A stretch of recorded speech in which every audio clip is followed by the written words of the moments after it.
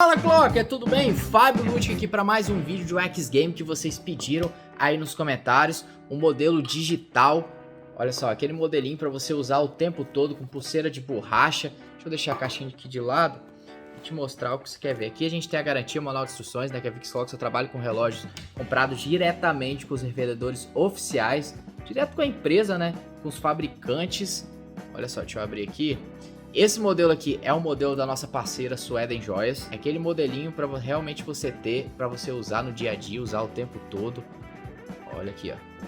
Ele tem pulseira de borracha. Essa caixa aqui, ela tem parte aqui, né? Que é a parte de aço, a tampinha aqui. Como você pode ver escrito aqui, né? Stainless Steel Caseback.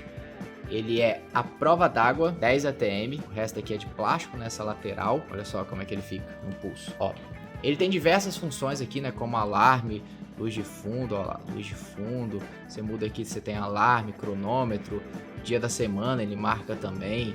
Start stop aqui para rodar o cronômetro, né? Deixa eu colocar aqui para pesar ele. Mas olha só, um relógio de 50 gramas, então praticamente você nem sente ele no pulso e olha como é que ele fica. E aí, você usaria ou não usaria esse modelo? Coloca aí nos comentários pra gente bater um papo, né? Porque nós, Clock, a gente se amarra em ficar batendo um papo sobre relógios, conversando se usaria ou não usaria, expor a opinião, né? Então coloca aí nos comentários pra gente saber se você usaria ou não usaria esse modelo. Esse foi o vídeo de hoje. Se ainda não é inscrito, já corre aqui embaixo, já se inscreve e ativa o sininho para não perder nenhum vídeo. E claro, não esqueça de curtir, que é muito importante pra gente saber se vocês estão gostando dos nossos vídeos.